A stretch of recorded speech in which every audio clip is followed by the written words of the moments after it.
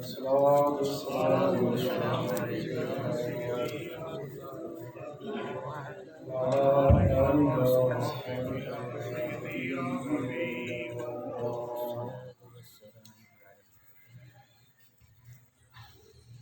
نحمده ونصلي ونسلم على رسوله النبي الكريم الرؤوف الرحيم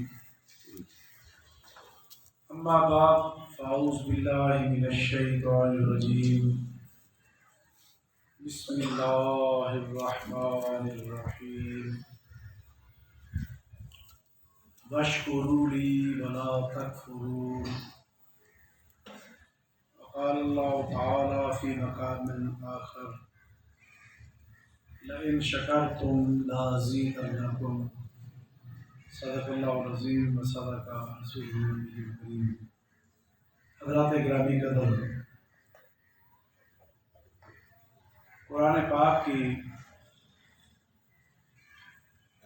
بہت سی آیات میں شکر کی فضیلت و اہمیت کے متعلق ارشاد ہوا ہے۔ شکر تمام عبادات کی جان ہے۔ ہر عبادت کا شکر کے ساتھ گہرا تعلق ہے۔ اللہ رب العزت نے کائنات کو ان گنت نعمتوں سے مالا مال کیا ہے۔ لاکھوں کروڑوں نعمتیں ہمیں میسر ہیں، سر سے لے کر پاؤں تک انسان کا ایک ایک عضو سراپا نعمت۔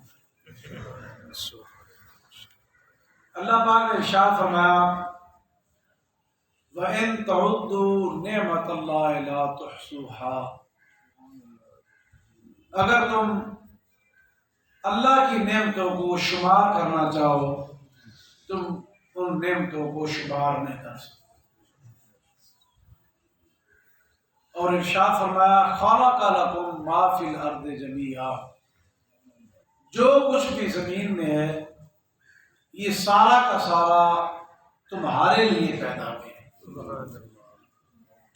شمس و قمر، شجر و حجر، غرضے کے کائنات کی چھوٹی سے چھوٹی چیز اور بڑی سے بڑی چیز اللہ نے انسان کی خدمت کے لیے پیدا کی۔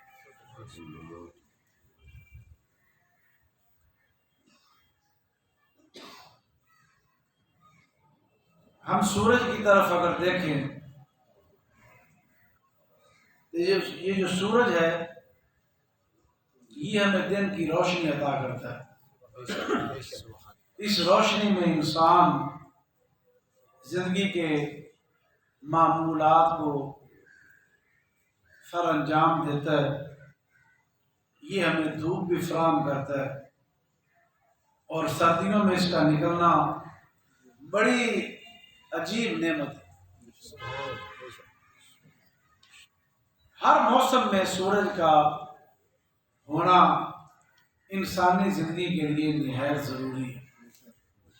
سورج رطوبت کو کم کرتا ہے، سورج فضا کو بہتر کرتا ہے، سورج فصلوں کو پکاتا ہے۔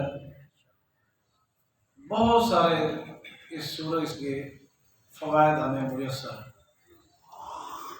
حتیٰ کہ آج انسان ترقی کی اس انتہا پر پہنچ چکا ہے کہ یہ ہمیں انرجی دیتا ہے، سولر پاور دیتا ہے، اس کے ساتھ ہم بہت سارے متبادلات سے اپنی جان چھڑوا رہے ہیں۔ چاند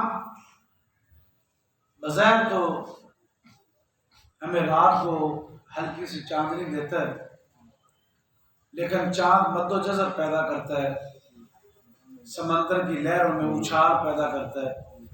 جو چاند کی تاریخیں بڑھتی ہیں تو سمندر کی لہروں میں تیزی آ جاتی ہے، حتیٰ کہ 14ویں کی رات کو سمندر کے کنارے جانے سے بعض مقامات پر روکا بھی جاتا ہے کیونکہ خطرہ ہوتا ہے۔ اس کے علاوہ جو پھلوں کے اندر مٹھاس پیدا ہوتی ہے یہ چاندنی سے پیدا ہوتی ہے۔ سورج پھلوں کو پکاتا ہے اور چاند کی روشنی سے ان کے اندر ذائقہ بہتر ہوتا ہے۔ اسی طرح چاند ہمارے بہت سارے نظام الاوقات کے بارے میں فائدہ دیتا ہے۔ رمضان شریف کا چاند دیکھنا ہو یا دیگر مہینوں کا چاند دیکھنا ہو تو چاند کے ساتھ ہمارے معمولات زندگی بھی وابستہ ہے۔ اسی طرح سورج کے ساتھ بھی معمولات زندگی وابستہ ہے۔ درختوں کو دیکھا جائے تو وہ ہمیں سایہ دیتے ہیں، ہمیں ایندھن فراہم کرتے ہیں، ہمیں پھل عطا کرتے ہیں، غذائیں بہت ساری ہیں، حتیٰ کہ گھاس ہے، اگرچہ انسان کو فائدہ نہیں دیتا لیکن جو جانور گھاس کھاتے ہیں وہ ہمارے لیے نفع مند ہے، وہ ہمیں دودھ دیتے ہیں، وہ ہمیں گوشت فراہم کرتے ہیں۔ سمجھانے کے لیے ایک سادی سی مثال کے اللہ پاک نے روٹی کے ایک نوالے کے لیے اس کے منہ میں آنے کے لیے پتہ نہیں کتنی نعمتیں پیدا کر دی۔ علماء فرماتے ہیں کہ یہ جو لقمہ ہے روٹی اور سالن، اس کے لیے اللہ پاک نے بہت ساری نعمتوں کو پیدا کر دی۔ روٹی آٹے سے بنتی، آٹا گندم کو پیس کر بنایا جاتا ہے اور گندم زمین میں ہوتی ہے اور کاشت۔ اسی طرح سالن یا گوشت سے بنتا ہے یا سبزی سے بنتا ہے، سبزی سے بنے تو وہ بھی زمین کی پیداوار ہے۔ اور اگر گوشت کو دیکھا جائے تو جن جانوروں کا گوشت حلال ہے وہ سبزیاں کھاتے ہیں، وہ گھاس کھاتے ہیں۔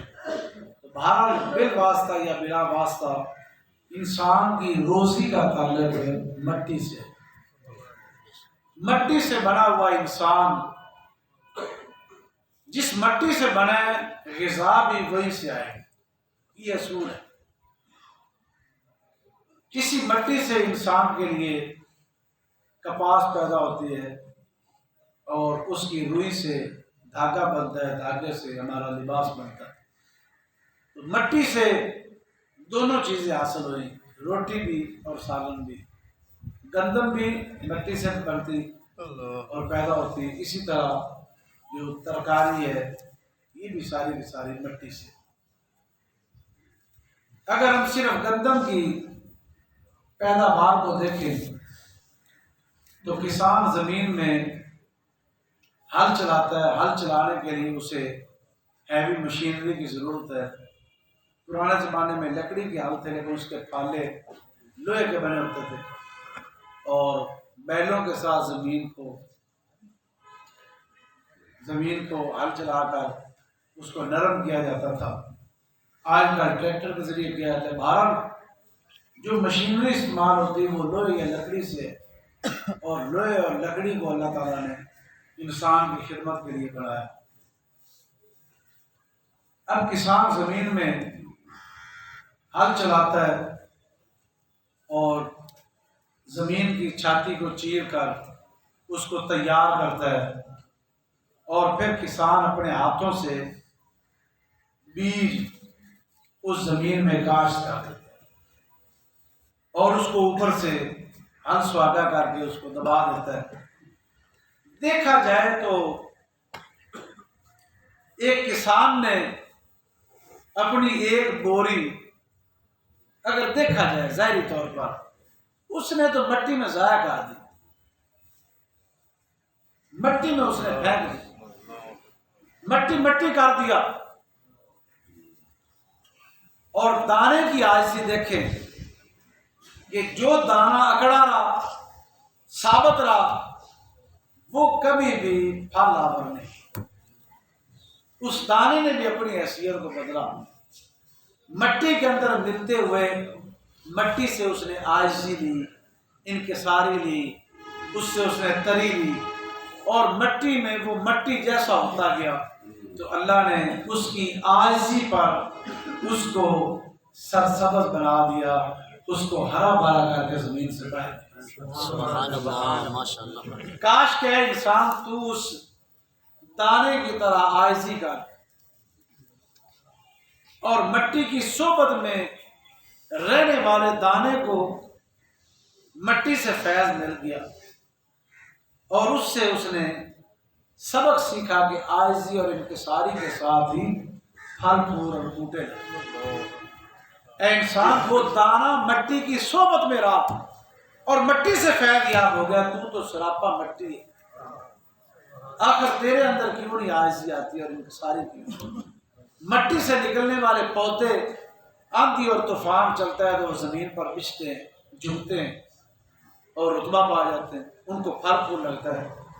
اے انسان، تو بھی اگر عاجزی کرے، جھک جائے، انکساری کرے، تو جس طرح درخت جھک جاتا ہے، نجات پا جاتا ہے، اس کو پھل لگ جاتا ہے، اے انسان تو عاجزی کرے تو تجھے بھی پھل لگے، تجھے عزت اور شہرت ملے۔ سبحان اللہ، ماشاء اللہ۔ اگر اس دانے کو کوئی دیکھنا چاہے، 5-6 دن کے بعد اس کو انگلی کے ساتھ زمین کو اس طرح کھودے تو کہتے ہیں ڈھانگے پہ آ گئی گندم، اب نکلنے والی، اس کا اپنا وجود اس دانے کا ختم ہو گیا، وہ مٹی کے ساتھ مٹی بن چکا، اور اللہ نے اس کو دوبارہ زمین سے باہر نکالا۔ اللہ چاہتا تو اس دانے کو وہی زمین کے اندر رہنے دیتا، اور ہوتا بھی ایسا ہے، بعض دانے 1 مہینے کے بعد زمین کو اس طرح کوئی کھودے تو دانہ صحیح سلامت ہوتا ہے، وہ اکڑا رہا، اس نے مٹی جیسی عاجزی اختیار نہ کی، اس نے مٹی سے فیض تو لیا، پانی لیا، ٹھنڈک لی، گرمائش لی، لیکن مٹی جیسی کیفیت پیدا نہ کی، رب نے اس کو بے پھل اور بے فیض کر دیا۔ پتہ چلا جب کسی سے انسان کوئی شے لے تو پھر اس کا احسان مند ہو، اس کا شکریہ ادا کرے۔ جس دانے نے فیض لیا اور مٹی سے خوراک لی لیکن مٹی جیسی عاجزی پیدا نہ کی، رب نے اس کو محروم کر دیا۔ اے انسان، تو رب کی نعمتیں کھائے اور اس دنیا کے اندر رب کا ہی نام نہ بلند کرے، اور رب کی بارگاہ میں عاجزی نہ کرے، اور رب کی بارگاہ میں سجدہ ریزی کے ساتھ شکر نہ ادا کرے، تو انسان تیری دولت، تیری کوٹھیاں اور تیری زمین تجھے ذرا بھی نفع نہیں دے۔ اس دانے سے سبق لیا گیا۔ اللہ نے اس کو زندگی دی، سورج کی روشنی کے ساتھ، موسم کی ٹھنڈک کے ساتھ، شبنم کے قطروں کے ساتھ، وہ پروان چڑھ رہی، وہ پھل پھول رہی۔ اللہ نے پانی کی نعمت سے مالا مال کیا، پانی سے کھیتوں کو سیراب کیا جاتا ہے۔ پھر اللہ نے ایسا انتظام کر دیا کہ جن علاقوں میں پانی نہیں ہے، یہ نیچے کڑوا پانی، اس سورج کی روشنی کے ساتھ سمندر، وہاں گرمی جب پڑی تو پانی بخارات کی صورت میں آسمان کی طرف بلند ہوا، اور بخارات کو ہوا نے اکٹھا کیا، بادلوں کی شکل اختیار کر دیا۔ جن علاقوں میں پانی کی کمی ہے، اللہ نے بادلوں کو حکم دیا، وہاں گئے اور وہاں پر پانی برسایا، وہ گندم پھلتی پھولتی گئی۔ اس نے تو 1 بوری لگائی تھی، 50 کلو یا 40 کلو اس نے بیج 1 ایکڑ میں لگایا تھا۔ اب اس کی جب کٹائی کا وقت آیا، سورج نے اپنی گرمی کے ساتھ اس کو پکایا، چاند کی روشنی سے اس کے اندر مٹھاس اور اس کے اندر کھلاوٹ آئی، غرض ہے کہ اب اس کو کاٹنے کی ضرورت ہے۔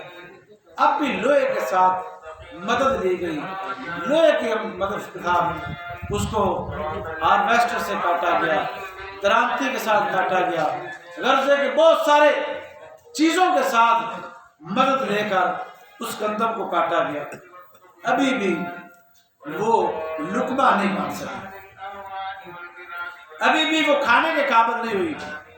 اب اس کے لیے اللہ پاک نے یہ انتظام کیا کہ بڑے بڑے ٹرالوں پر اس گندم کو لے جایا جا رہا ہے، ٹرالوں کو چلانے کے لیے تیل کی ضرورت ہے۔ اللہ پاک نے زمین میں تیل پیدا کر دیا، پیٹرول پیدا کر دیا، گیس پیدا کر دی، قدرتی اشیاء یہ ساری کی ساری اے انسان تیری خدمت کے رب نے پیدا کر دی، ہوا پیدا کر دی، بارشیں برسا دی، پانی کی نعمت سے مالا مال کر دیا، یہ ساری ایک لقمے کی تیاری کے لیے یہ سارے کام ہو رہے ہیں۔ اب ان ٹرکوں کے ذریعے فلور مل تک وہ گندم پہنچائی گئی، اب چکیوں کے ساتھ اس کا آٹا پیسا گیا، چکی پتھر کی بنی ہوتی، پتھر کو اللہ نے پہاڑوں کو پیدا کر دیا۔ اب دیکھیں کہ ساری پتہ نہیں کتنی نعمتیں ہیں جو اس دانے کو آٹا بنانے کے لیے انسان کی مددگار بن رہی۔ اب وہ آٹا آیا، گھر میں آیا، اب اس کے اندر پھر پانی ملایا، پھر اس کو گوندا گیا، اس آٹے کو یہ سبق سکھایا گیا کہ آٹے اگر تجھ میں تری نہ آئی، اگر تجھ میں عاجزی نہ آئی، تجھے استعمال نہیں کیا جائے گا، تیری بھوکت اور تیری قدر و قیمت نہیں ہوگی۔ آٹے نے عاجزی کی، پانی کے ساتھ مل کر اس کے اندر نرمی آ گئی، اس کے اندر عاجزی آ گئی، اب وہ اتنا نرم ہو گیا کہ انسان کی خدمت کے لیے وہ آٹا تیار ہو گیا۔ اب اس آٹے کو پکانے کے لیے، روٹی بنانے کے لیے پھر توے کی ضرورت ہے۔ اللہ تعالیٰ نے لوہے کی معدنیات پیدا کر دی، یہ ساری کی ساری انسان کی خدمت کے لیے، آگ جلانے کے لیے یا لکڑی کا استعمال کیا گیا، رب نے لکڑی کی نعمت سے مالا مال کر دیا، تیل کا استعمال کیا گیا، رب نے تیل کو پیدا کر دیا، گیس کا استعمال کیا گیا، رب نے گیس کو بھی پیدا کر دیا۔ اب اس میں چولہے کے اندر آگ جلائی گئی، توے کو گرم کیا گیا، اس پر روٹی رکھی گئی، وہ روٹی پک کر تیار ہو گئی، سالن کو پکایا گیا، سالن پک کر تیار ہو گیا۔ ابھی تک وہ لقمہ اس قابل نہیں ہوا کہ وہ انسان کی خدمت کرے، اب انسان نے اپنے ہاتھ ہلائے، اس لقمے کو توڑا، سالن کے ساتھ لیا، اس کو منہ میں رکھا، یہاں تک ظاہری نعمتیں وہ ساری کی ساری پوری ہو گئی، انہوں نے اپنے مقصد کو پورا کر دیا۔ اے انسان، تو اپنی تخلیق پر غور و فکر کر، تو بے بس اور مجبور تھا، آخر تجھ میں ایسا کمال کیا ہے کہ رب نے ساری چیزیں تیری خدمت کے لیے پیدا کر دی۔ کچھ سوچ کہ تیرا بھی ایک مقصد ہے، تیرے بھی ایک حق شکر ہے کہ تو رب کی نعمتوں کا احساس کرے۔ اب ظاہری نعمتوں کا جو خدمت کا حق تھا وہ ادا ہو گیا۔ اب اللہ پاک نے انسان کو منہ دیا اور اس کے اندر مضبوط دانت دیے، دانتوں نے چبایا، اس کو نرم کیا۔ ہر موقع پر نرمی کی ضرورت ہے۔ اب پھر کھانے کو نرم کیا گیا، اے کھانے تو قابل نفع تب ہوگا جب اپنی اکڑ ختم کر دے اور نرم و ملائم ہو جائے۔ کیوں؟ اس لیے کہ اگر غذا نرم نہ ہو تو وہ معدے کے اندر انسان کو نقصان پہنچا دے۔ دیکھیں دانے نے اس وقت بھی نرمی کی، وہ زمین میں مل کر مٹی ہو گیا تھا، دانے نے پسائی کے وقت بھی نرمی کی، اپنے وجود کو ختم کر دیا۔ دانے نے پانی میں مل کر آٹے کی شکل میں نرم ہو کر اس نے اس وقت بھی اپنی مہ کو ختم کیا۔ اب وہ منہ میں وہ دانتوں کے ساتھ پیسا جا رہا ہے، وہ اف نہیں کر رہا، وہ بویلا اور شور نہیں کر رہا۔ اے انسان، اگر تو باعث نفع بننا چاہتا ہے اور رتبہ اور کمال حاصل کرنا چاہتا ہے تو اس گندم دانے اور اس لقمے سے عبرت حاصل کر، تو بھی نرم ہو جا، عاجزی کرنے والا ہو جا، انکساری کرنے والا ہو جا، تو بھی اس معاشرے کے لیے نفع مند ہو جائے گا۔ سبحان اللہ، ماشاء اللہ۔ اب وہ لعاب اللہ پاک نے زبان کے اندر ایسے پٹھے بنائے کہ ان کے اندر تاثیر ہے، ذائقے کی تاثیر ہے۔ انسان نے اس لقمے سے مزہ حاصل کیا، دانتوں نے اس کو پیسا، اب وہ لقمہ معدے میں گیا، میدے نے اس کو ہضم کرنے کی کوشش کی، بس جگر کی طرف گیا، خون بنا، جزو بدن بنا۔ انسان کے اندر طاقت، چربی، گوشت اور خون کی زیادتی اس 2 لقموں سے آئی۔ آپ غور کریں اور ذرا اس مقام پر سوچیں کہ 2 نوالوں کے لیے رب نے انگنت نعمتوں سے مالا مال کر دیا۔ اے انسان، اگر تو فقط اس لقمے پر رب کا شکر ادا کرنے والا بن جائے تو ہونا یہ چاہیے کہ تیرا وجود کا ایک ایک حصہ پکار کر کہے الحمدللہ رب العالمین، ساری تعریفیں اے مالک تیری ہیں کہ تو نے اس لقمے کو میرے پیٹ کے اندر ڈالنے کے لیے انگنت نعمتوں سے مجھے مالا مال کر دیا۔ حضرت سیدنا ابو حازم سے پوچھا گیا کہ اے اللہ کے نیک بندے، اعضاء کا شکر کیا ہے؟ تو شیخ ابو حازم نے فرمایا کہ اعضاء کا شکر یہ ہے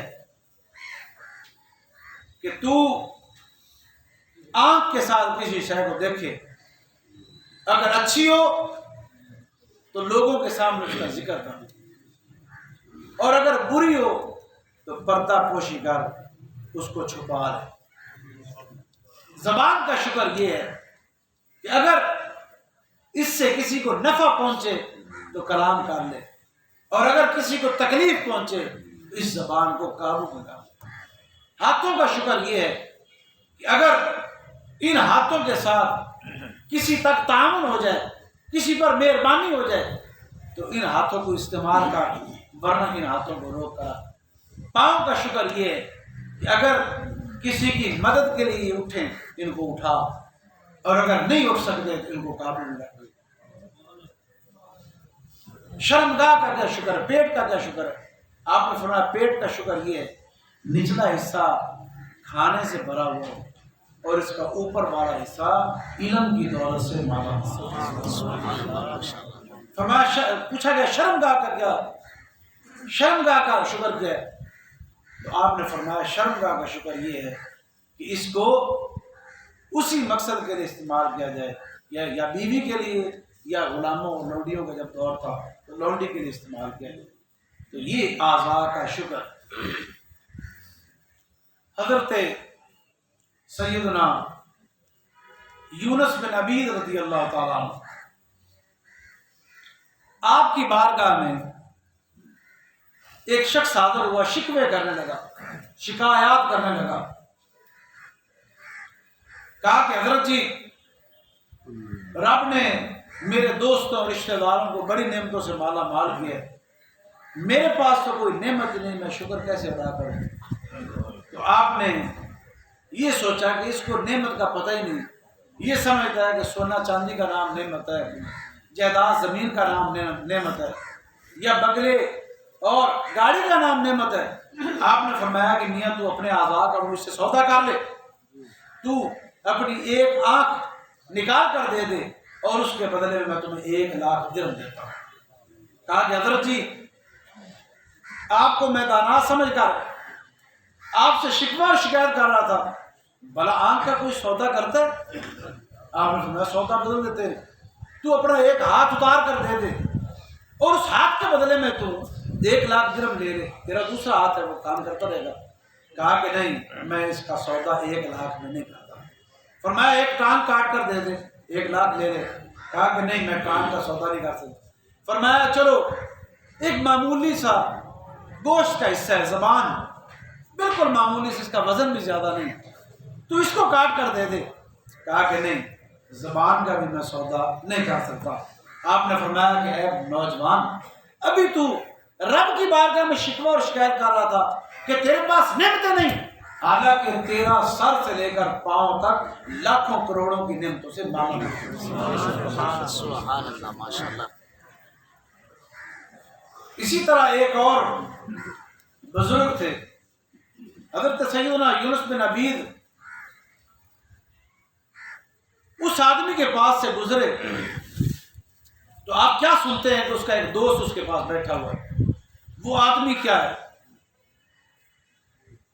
کہ اس کی حالت یہ ہے کہ وہ नाबीना भी है, अपाहज है, चल फिर नहीं सकता, और उसको बर्स की बीमारी है, फुलबेरी निकली हुई जिस्म का, और हाथों और पाँव पे कोढ़ की मर्ज है, फिलसियाँ निकली हुई, और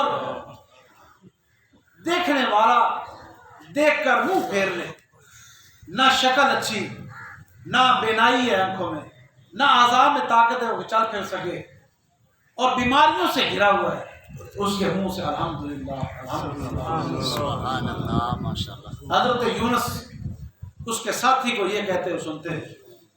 उसके साथी ने कहा, ओए अल्लाह के बंदे होश कर, तेरे आज़ाब पर बर्स की बीमारी है, फुलबेरी निकली हुई, तेरे हाथों और पाँव पर फिरसियाँ निकली हुई, कोढ़ का मर्ज है, लोग तेरे पास आने से नफरत करते हैं, ना तू आंखें, तेरे पास आंखों की नेमत है कि तू उससे देख सके, ना तेरे पास पाँव की नेमत है तू उससे चल सके, आखिर तू किस नेमत पर रब का शुक्र करता है?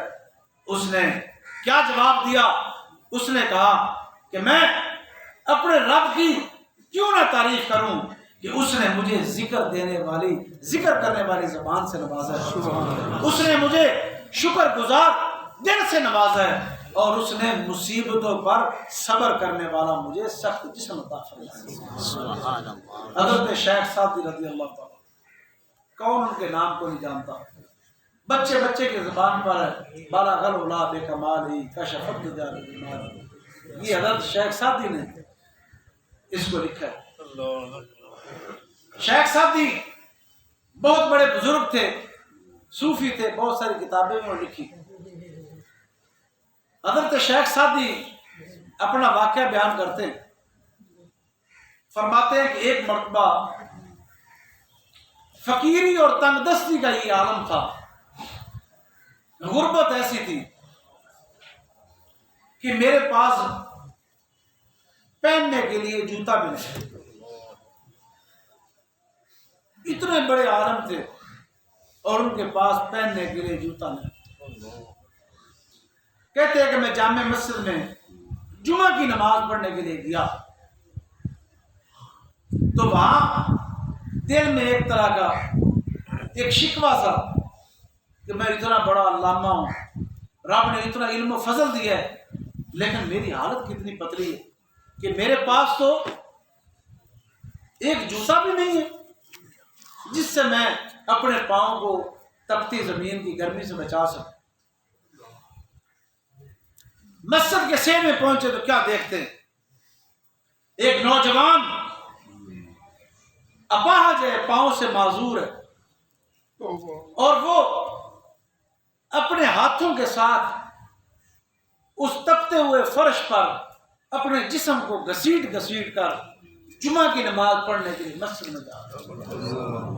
हज़रत शेख सादी ने जब ये मंजर देखा, फौरन तौबा के लिए सजदे में गिरे और रोने लगे और कहा कि बारी ताला, मैं तेरा गुनहगार हूं, या अल्लाह मेरी तौबा को कबूल कर। मैं कितना नाशुक्र हूं कि एक ये बंदा है जिसके पास पाँव की नेमत नहीं है, ये अपने बदन को जला रहा है और नमाज की मोहब्बत में और जुमा पढ़ने के लिए, हालांकि इस पर जुमा लाजम नहीं था, घर में बैठकर जोर की नमाज पढ़ लेता, लेकिन इसको नमाज से मोहब्बत है, जुमे से मोहब्बत है। इसने अपने जिस्म को तकलीफ दी और अपने जिस्म को गर्मी की शिद्दत से जला रहा है और हाथों के साथ घसीट कर ये चाह रहा है, या अल्लाह तूने मुझ पर कितनी अनगिनत नेमतें की कि तूने मुझे चलने के लिए दो मजबूत पाँव अता फरमाए। दोस्ताने गिरामी कदर, नेमतें इंसान पर बेशुमार हैं और अनगिनत है, लामहदूद है। इन नेमतों का ये है कि अल्लाह पाक फरमाता है वशकुरूली, ऐ बंदो मेरा शुक्र तो अदा किया कर। हुजूर पाक ने फरमाया मन लम यशकुरिन्नास लम यशकुरिल्लाह, जो लोगों का शुक्र अदा नहीं करता वो रब का भी शुक्र अदा नहीं करता। हमें लोगों का शुक्रिया भी अदा करना चाहिए। किसी से कोई नेमत मिले, किसी से इल्म मिले, किसी से माल मिले, किसी से कोई फायदा पहुंचे, ज़बान से उसको शुक्रिया कहें, ताकि मखलूक के सामने अगर इंसान के अंदर आजिज़ी और इंकिसारी आए तो एक ऐसा वक्त आएगा कि उसके अंदर रब की बारगाह में आजिज़ी और इंकिसारी का जज्बा पैदा हो। اللہ پاک نے فرمایا میرے شکر گزار بنو، اور شکر گزاری کی ایک صورت یہ ہوتی ہے، شکر کی ایک صورت یہ ہے کہ انسان عبادات کے ساتھ اپنے آپ کو رب کی بارگاہ کے اندر جھکا دے، انسان گناہوں سے بچے، یہ بھی شکر کی ایک صورت ہوتی ہے۔ انسان اللہ کی بارگاہ میں نماز کے ساتھ رب کی نعمتوں کا شکر ادا کرے، یہ بھی شکر کی ایک عظیم اور اعلیٰ صورت بن جاتی ہے۔ دوستان گرامی، آج کا یہ موضوع اپنے اختتام کو پہنچا۔ انشاءاللہ شکر کا بہترین ذریعہ جو نماز ہے، اور قیامت کے دن سب سے پہلے عبادات میں سے جس عبادت کا سوال ہوگا وہ نماز ہے۔ انشاءاللہ اگلا جمعہ نماز کی اہمیت کے متعلق گفتگو ہوگی۔ اللہ تعالیٰ ہمیں عمل کرنا